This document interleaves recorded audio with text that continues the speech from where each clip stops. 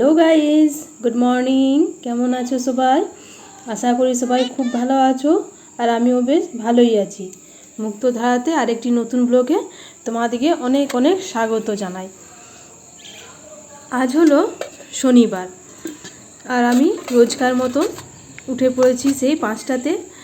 উঠে নিয়ে আর ছেলে মেয়েদিকে স্কুলে পাঠিয়ে দিয়েছি। আজ টিফিন করিনি, যেহেতু আজ শনিবার, ওরা তাড়াতাড়ি স্কুল থেকে চলে আসে, তো বাড়িতে এসেই খাবে, ওই জন্য টিফিন করিনি। ওদেরকে দুধ কর্নফ্লেক্স খাইয়ে পাঠালাম। তো ছেলেমেয়েরা স্কুলে চলে গেছে, আমার ওই পাশে চা করা হয়ে গেছে, সবারই আমাদের চা খাওয়াও হয়ে গেছে। চা খেয়ে নিয়ে আমি এই পাশে ঠাকুরের বাসনগুলো ঠাকুর ঘর থেকে বার করে আর ধোয়া হয়ে গেল, দিয়ে তুলসী মঞ্চের উপর করে রেখে দিলাম।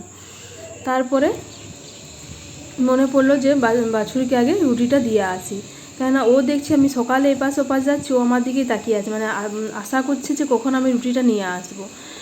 তো তাই ভাবলাম যে আগে রুটিটা দিয়ে আসি, তারপরে তখন অন্য কাজ করব। জানো তো, আমার জেঠু একটা কথা বলে যে গাই বাছুরে নাকি 33 কোটি দেবী দেবতারা থাকেন। তো ওই জন্য বলে যে ওদের সেবা করা মানে 33 কোটি দেবী দেবতার সেবা করা। তো সেবা তো সেরকম কিছু করি না, তো ওই রুটি একটা করে খাওয়াই, একটা বা দুটো জটা থাকে বাসি রুটিগুলো দিয়ে দিই। বলে প্রথম রুটি দিতে হয়, তো প্রথম রুটি যেদিন থাকে সেদিন দিই, আর নইলে মানে রুটি আমি দিই, একটা হোক দুটো হোক দিই। আর এমনি তো গরু বাছুরের সেবা তো আমাদের বাড়িতে হয়, যখন আছে তখন নিশ্চয়ই হয়, তবে আমি তো খুব একটা করতে পারি না, এই রুটিগুলোই দিই।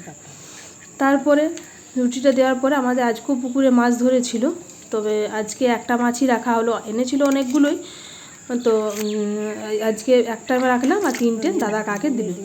তো তার জন্য আমাদের এখন কাজের বউ যেহেতু ছিল, যখন মাছটা এলো তখন বললাম, কাজের বউকে বললাম যে কেটে দিতে। ও বললো হ্যাঁ, এটা মাছটা কাটতে পারবো, এটা খুব বড় নেই, তাই এটা আমি কেটে দিতে পারবো। তা দেখো কাজের বউ কুমোর পাড়ে নিয়ে চলে এসছে, আর দিয়ে আমাদের মাছটি কেটে দিচ্ছে।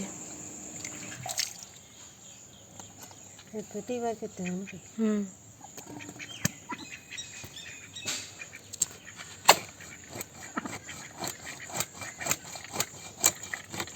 কাটাবো ঠিক।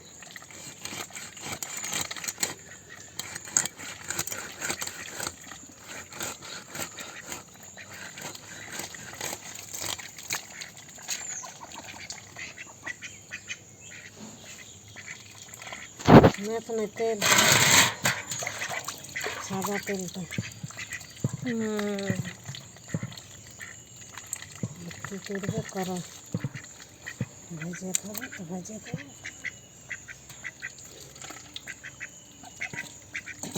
না, এই তেলটা তো খায় না, তাও মাকে একবার জিজ্ঞেস করে নেব।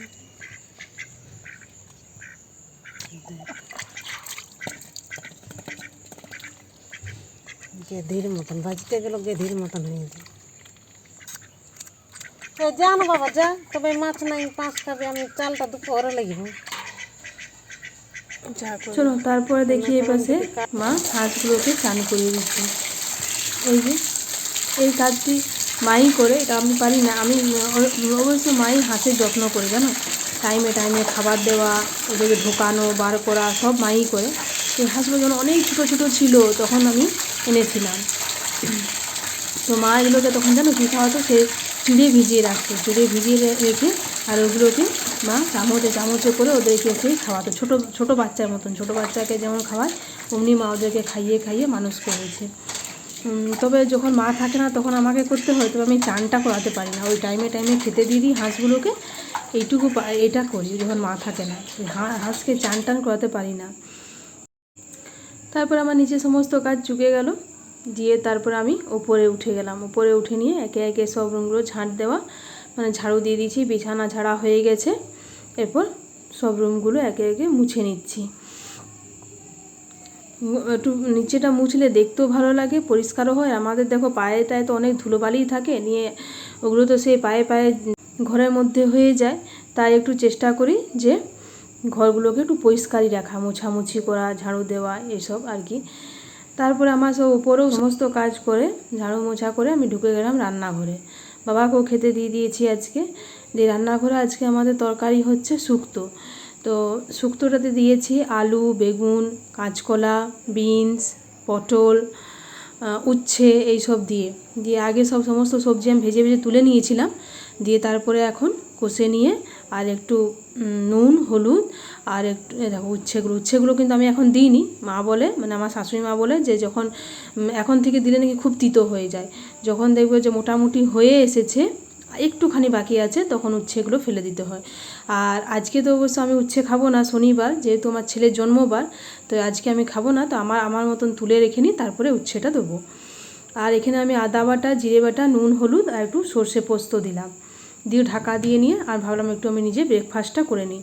আজ আমি ব্রেকফাস্টে একটু দুধ রুটি খাবো, খেতে ইচ্ছে হয়েছে ছোটো ছেলের মতন। তো দেখো আমার প্রায় রান্না হয়ে গেছে, এই যে শুক্তোটা করে নিলাম, আর এপাশে দেখো বিনা উচ্ছের শুক্তো, এটা উচ্ছে দিইনি তুলে রেখেছি, আর মাছটা মা করলো, আর আমি শুক্তো ভেন্ডি ভাজা ভাত করলাম, একটু আলু ভাজা উচ্ছে আর ভাজা কাঁচকলা ভাজা। তারপরে রান্নাবান্না হয়ে গেল যখন সমস্ত দেখলাম, তখন একটু সময় ছিল, এখনও ছেলেরা ঘর ঢোকেনি, তো ভাবলাম যে ওদের জন্য একটু লাস্সি করে দিই, সে রোদে আসবে, তাই লাস্সিটা পেয়ে ভালোও লাগবে, খেতেও চাইবে, খুশি হয়ে যাবে।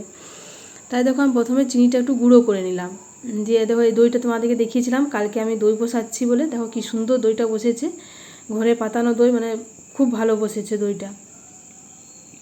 দিয়ে চিনিটা গুঁড়ো করে নিয়ে আমি তারপরে দইটা দিলাম, দিয়ে এটাও একবার মিক্সিতে সামান্য ঘুরিয়ে নেবো, বেশি ঘোরালে সে অনেকটা দই পড়ে যায় বাইরে, তাই সামান্য একটু ঘুরিয়ে নেবো, তাহলে হয়ে যাবে। আর একটু কাগজি লেবুর রস দিয়ে দেবো, দিয়ে আজকে ভাবছি আর বরফ দেবো না, তখন এমনিতে সিজনটা একটু চেঞ্জ হচ্ছে, সবারই একটু ঠান্ডা গরম আছে, তো সর্দি কাশি হচ্ছে, তাই আর বরফ দেবো না।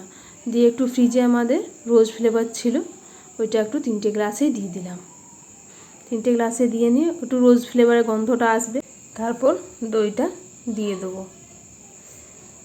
এটা ছেলেমেয়েরা খুব পছন্দ করে, জানো তো, এটা আমি এর আগে আরেকদিন করে দিয়েছিলাম, দিয়ে বললো হ্যাঁ চাচি খেতে ভালোই লাগছে, আমার ছেলেও বললো হ্যাঁ মা ভালো লাগছে খেতে, তাই ভাবলাম স্কুল থেকে যখন আসবে তখন এটাই একটু 1 গ্লাস করে দিয়ে দেবো। যতটা দই বসিয়েছিলাম পুরোটাই করে দিলাম, রাখিনি ঘরে, মাও সে রেখেছে, মাও সে পাতে, তো মায়েরও দই আছে, তো অসুবিধা হলে তখন ওইখান থেকে নিয়ে নেবো যদি কিছু দরকার লাগে। তো ওটা 3 ছেলে মেয়েকে দিয়ে দিলাম, ওরা খেয়ে খুব খুশি। তারপর আমি এই চিরুনিগুলো আজকে ভিজিয়ে রেখেছিলাম, এই যে চিরুনিগুলো মানে কাজের আগে রান্নাবান্না করার ফাঁকে একবার ভিজিয়ে দিয়ে গেছিলাম যে আজকে চিরুনিগুলো একটু পরিষ্কার করে নেবো, তো ওই জন্য চিরুনিগুলো একটু পরিষ্কার করে নিচ্ছি, তারপর চান করতে যাব। বিকেলে উঠলাম, উঠে দেখছি যে মিঠু খুব চিৎকার করছে, মিঠু মিঠু, তার কাছে একবার গেলাম।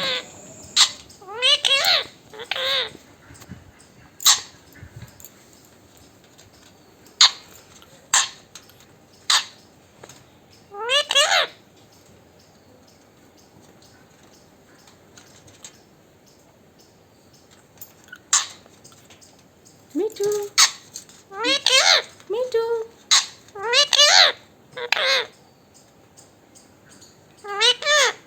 বেটু বেটু ঘরে আছে,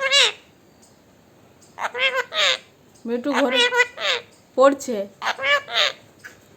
বেটু হ্যাঁ কি,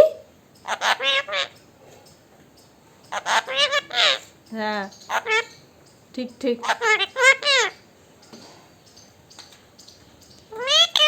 মিঠু।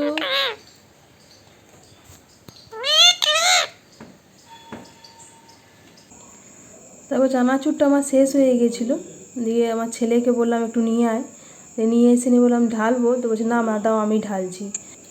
ঢালতে আবার একটা দুটো মুখেও গেল, ছোটো ছেলে তো। তারপর দেখো আমি এটা দুপুরেই আমার বড়ের জন্য সয়াবিন আলুটা করে রেখে দিয়েছিলাম, দুপুরে আজকে তাড়াতাড়ি একটু রান্নাবান্না হয়ে গেছিলো, তখন ভাবলাম যে রাত্রে সয়াবিন আলুটাও করে রেখে দিই, কেন রাত্রে আমার জানো তো খুব ঝামেলা হয়, আটা মাখা থাকে, সন্ধে দেওয়া থাকে, ভাত করানো থাকে, তারপরে তরকারি করতে, তখন আমার অনেক দেরি হয়ে যায়, ছেলেকে আমি একটু পড়াতে পারি না, তাই একটু দুপুরে এগিয়ে রেখে দিয়েছিলাম। আর এটা হলো আমাদের রাত্রের তরকারি, সব মিক্স করে একটু তরকারি হবে।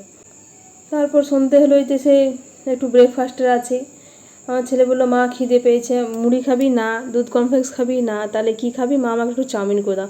ও আবার চাউমিনটা জানো তো বেশি সবজি টবজি দিয়ে পছন্দ করে না, ও বলে আমাকে প্লেন একটু নুন দিয়ে আর একটু গোলমরিচ গুঁড়ো দিয়ে একটু চাট মশলা দিয়ে ভেজে দাও, আমি ওটাই খেয়ে নেবো।